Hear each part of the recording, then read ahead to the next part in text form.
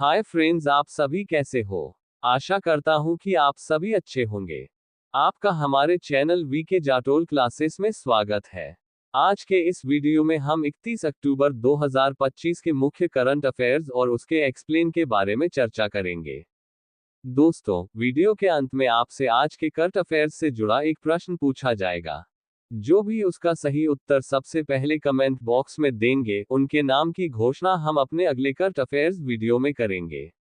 इसलिए वीडियो को अंत तक जरूर देखें।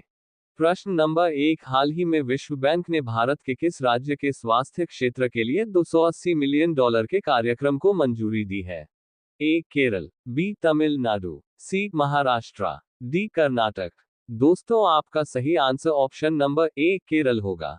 विश्व बैंक ने केरल के स्वास्थ्य क्षेत्र को मजबूत करने के लिए एक बड़ा कदम उठाया है। बैंक ने $280 मिलियन अमेरिकी डॉलर यानी लगभग 2330 करोड़ रुपए के एक नए कार्यक्रम को मंजूरी दी है। इस कार्यक्रम का मुख्य उद्देश्य केरल के 1.1 करोड़ बुजुर्गों और कमजोर लोगों के लिए स्वास्थ्य कवरेज और जीवन की गुणवत्ता में सुधार लाना है। इसके तहत राज्य में जलवायु परिवर्तन के प्रति लचीली स्वास्थ्य प्रणालियां तैयार की जाएंगी और डिजिटल स्वास्थ्य सेवाओं को सशक्त बनाया जाएगा। विशेष रूप से उच्च रक्तचाप और मधुमेह के 90% से अधिक पंजीकृत रोगियों को इलेक्ट्रॉनिक ट्रैकिंग के जरिए उपचार और सहायता प्रदान की जाएगी। साथ ही बिस्तर पर पड़े और बुजुर्ग लोगों के लिए घर आधारित देखभाल मॉडल स्थापित किया जाएगा। कार्य का लक्ष्य नियंत्रित उच्च रक्तचाप वाले रोगियों की संख्या में 40% और महिलाओं में कैंसर की जांच में 60% की वृद्धि करना भी है, ताकि रोकी जा सकने वाली मौतों को कम किया जा सके। ये फंड अंतर्राष्ट्रीय पुनर्निर्माण और विकास बैंक IBRD से 25 साल की परिपक्वता अवधि के साथ ऋण के रूप में मिलेगी। प्रश्न नंबर 2, चौथी दक्षिण एशियाई वरिष्ठ एथलेटिक्स चैंपियनशिप 2025 में शानदार प्रदर्शन करते हुए किस देश ने शीर्ष स्थान हासिल किया है? ए भारत, बी बांग्लादेश, सी श्रीलंका, डी नेपाल। दोस्तों, आपका सही आंसर ऑप्शन नंबर ए भारत होगा। रांची में आयोजित हुई चौथी दक्षिण एशियाई सीनियर एथलेटिक्स चैंपियनशिप 2025 में भारतीय दल ने शानदार प्रदर्शन करते हुए पदक तालिका में पहला स्थान हासिल किया है। भारत ने इस चैंपियनशिप में कुल 58 पदक जीते हैं, जिनमें 20 स्वर्ण, 20 रजत और 18 कांस्य पदक शामिल हैं। भारत के बाद श्रीलंका 40 पदकों 16 स्वर्ण के साथ दूसरे स्थान पर रहा, जबकि नेपाल 6 पदकों के साथ तीसरे स्थान पर रहा। बांग्लादेश ने 3 कांस्य, मालदीव ने 1 कांस्य और भूटान कोई पदक नहीं, क्रमशः चौथे, पांचवें और छठे स्थान पर रहे। चैंपियनशिप के आखिरी दिन कई नए मीट रिकॉर्ड भी बने। भारत के रुचित मोरी ने पुरुष 400 मीटर बाधा दौड़ में नया मीट रिकॉर्ड बनाते हुए स्वर्ण पदक जीता। महिला 4x400 मीटर रिले में भी भारतीय टीम ने स्वर्ण पदक पर कब्जा किया। ये शानदार प्रदर्शन दक्षिण एशिया में भारत की एथलेटिक्स में श्रेष्ठता को दर्शाता है। प्रश्न नंबर 3, हाल ही में किस देश ने स्टील्थ जेलीफिश ड्रोन विकसित किया है? ए भारत, बी चीन, सी अमेरिका, डी रूस। दोस्तों, आपका सही आंसर ऑप्शन नंबर बी चीन होगा। चीन ने दुनिया को अपना नया आधुनिक स्टील्थ फ्लाइंग विंग ड्रोन दिखाया है, जिसे पहली बार उड़ान भरते हुए देखा गया है। सैन्य विशेषज्ञ इसे चीन का अगली पीढ़ी का मानवरहित बॉम्बर यानी बिना पायलट वाला बमवर्षक मान रहे हैं। अनौपचारिक रूप से इसे GJX कहा जा रहा है। द वॉर जोन की एक रिपोर्ट के अनुसार इस विशाल ड्रोन का पंख फैलाव लगभग 42 मीटर है, जो इसे अमेरिकी B-21 रेडर स्टील्थ बॉम्बर के बराबर का बनाता है। यह अपनी श्रेणी में अमेरिकी बॉम्बर्स के लिए एक बड़ी चुनौती पेश करता है। चीन की इस नई सैन्य क्षमता से भारत और अमेरिका दोनों की चिंताएं बढ़ सकती हैं।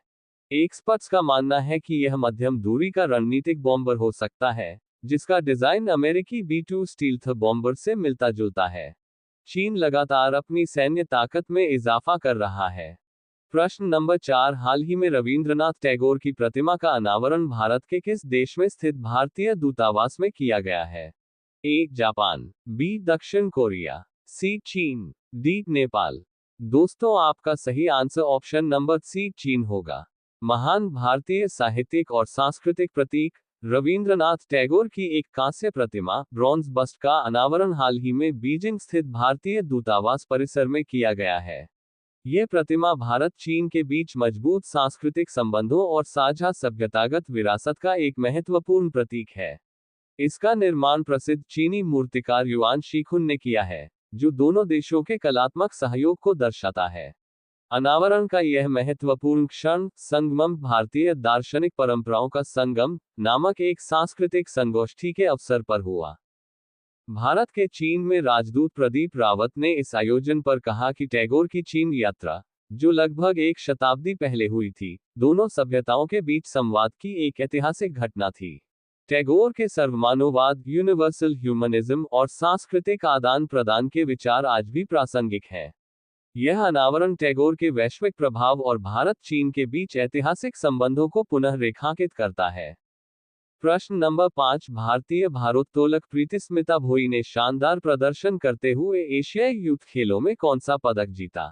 ए स्वर्ण, बी रजत, सी कांस्य, डी इनमें से कोई नहीं। दोस्तों, आपका सही आंसर ऑप्शन नंबर ए स्वर्ण पदक होगा। प्रश्न नंबर 6, हाल ही में किस देश ने परमाणु ऊर्जा चालित बोरेवेस्टनिक क्रूज मिसाइल के सफल परीक्षण की घोषणा की है? ए अमेरिका, बी चीन, सी रूस, डी उत्तर कोरिया। दोस्तों, आपका सही आंसर ऑप्शन नंबर सी रूस होगा। रूसी राष्ट्रपति व्लादिमीर पुतिन ने एक बड़ी घोषणा करते हुए परमाणु ऊर्जा चालित बोरेवेस्टनिक क्रूज मिसाइल के सफल परीक्षण की पुष्टि की है। पुतिन ने बताया कि यह अनोखी मिसाइल असीमित दूरी तक मार करने की क्षमता रखती है। उन्होंने देश के सशस्त्र बलों को इस मिसाइल की तैनाती के लिए जरूरी बुनियादी ढांचा तैयार करने का भी आदेश दिया है। राष्ट्रपति के अनुसार, परमाणु बलों के हालिया अभ्यासों के दौरान बोरेवेस्टनिक क्रूज मिसाइल 15 घंटे तक हवा में रही और सफलतापूर्वक 14,000 किलोमीटर की दूरी तय की। इस महत्वपूर्ण घोषणा के साथ ही रूसी सशस्त्र बलों के सर्वोच्च कमांडर पुतिन ने यूक्रेन में सैन्य अभियानों के संयुक्त स्टाफ का दौरा किया और सैन्य कमांडरों से मुलाकात कर मौजूदा स्थिति पर चर्चा भी की। प्रश्न नंबर 7, 2025 के राष्ट्रीय विज्ञान पुरस्कारों में मरणोपरांत विज्ञान रत्न पुरस्कार किसे प्रदान किया गया है? A professor Jayant Vishnu Narlikar, B doctor C.N.R. Rao, C doctor K Sivan, D professor Ramesh Pokhriyal. दोस्तों, आपका सही answer option number A professor Jayant Vishnu Narlikar होगा। प्रश्न नंबर 8, हाल ही में राष्ट्रपति द्रौपदी मुर्मू ने उत्तर प्रदेश के किस शहर में स्थित यशोदा मेडिसिटी का उद्घाटन किया है? ए लखनऊ, बी वाराणसी, सी कानपुर, डी गाजियाबाद। दोस्तों, आपका सही answer option number D Ghaziabad होगा। प्रश्न नंबर 9, हाल ही में उपराष्ट्रपति सी.पी. राधाकृष्णन किस देश के नए राष्ट्रपति डॉक्टर पैट्रिक हर्मिनी के शपथ ग्रहण समारोह में शामिल हुए? A Mauritius, B Seychelles, C Maldives, D Kenya. दोस्तों, आपका सही answer option number B Seychelles होगा। उपराष्ट्रपति सी.पी. राधाकृष्णन ने सेशल्स के नए राष्ट्रपति डॉक्टर पैट्रिक हर्मिनी के शपथ ग्रहण समारोह में हिस्सा लिया। अपनी 2 दिवसीय यात्रा के दौरान श्री राधाकृष्णन ने मॉरिशस के प्रधानमंत्री डॉक्टर नवीन चंद्र रामगुलाम से भी मुलाकात की। दोनों नेताओं ने भारत और मॉरिशस के बीच मजबूत ऐतिहासिक और सांस्कृतिक संबंधों की समीक्षा की और द्विपक्षीय रिश्तों को और मजबूत करने के उपायों पर चर्चा की। इस बीच, उपराष्ट्रपति ने सेशल्स में प्रवासी भारतीयों को भी संबोधित किया। उन्होंने अपने संबोधन में कहा कि सेशल्स हिंद महासागर क्षेत्र में सुरक्षा और विकास के लिए भारत के सागर दृष्टिकोण को आगे बढ़ाने में एक महत्वपूर्ण भाग है। श्री राधाकृष्णन ने प्रधानमंत्री नरेंद्र मोदी के विजन पर भी प्रकाश डाला, जो एक स्वतंत्र, मुक्त और सुरक्षित हिंद महासागर सुनिश्चित करने के लिए भारत की साझा प्रतिबद्धता को दर्शाता है। प्रश्न नंबर 10, हाल ही में किस राज्य ने दिसंबर 2025 से राज्य में प्रवेश करने वाले सभी वाहनों पर ग्रीन टैक्स लगाने की घोषणा की है? A Rajasthan, B Uttarakhand, C Assam, D Goa. दोस्तों, आपका सही answer option number B Uttarakhand होगा। उत्तराखंड सरकार ने एक बड़ा फैसला लिया है, जिसके तहत दिसंबर 2025 से राज्य में प्रवेश करने वाले दूसरे राज्यों के वाहनों पर ग्रीन सेस देना अनिवार्य होगा। कैसे वसूला जाएगा? ये शुल्क वाहन के फास्टैग से ऑटोमेटिक तरीके से काट लिया जाएगा। इसके लिए राज्य की सीमाओं पर 16 जगहों पर automated number plate recognition ANPR कैमरे लगाए गए हैं। राजस्व सरकार का अनुमान है कि इस टैक्स से सालाना 100 से 150 करोड़ रुपए का राजस्व मिलेगा। इस राशि का इस्तेमाल वायु प्रदूषण नियंत्रण, सड़क सुरक्षा और शहरी परिवहन के विकास में किया जाएगा।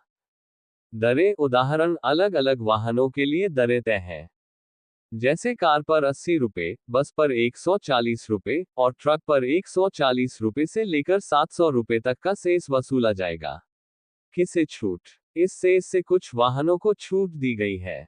इनमें दोपहिया वाहन, इलेक्ट्रिक और CNG वाहन, सरकारी वाहन, एम्बुलेंस और फायर ब्रिगेड की गाड़ियां शामिल हैं।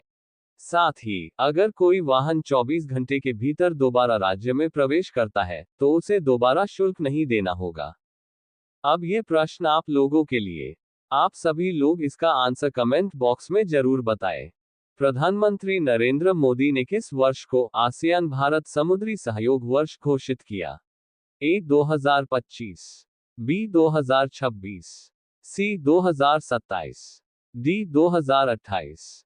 लास्ट वीडियो के प्रश्न का आंसर हमने आपसे पूछा है कि नौसेना कमांडर सम्मेलन 2025 का दूसरा संस्करण हाल ही में किस स्थान पर संपन्न हुआ है?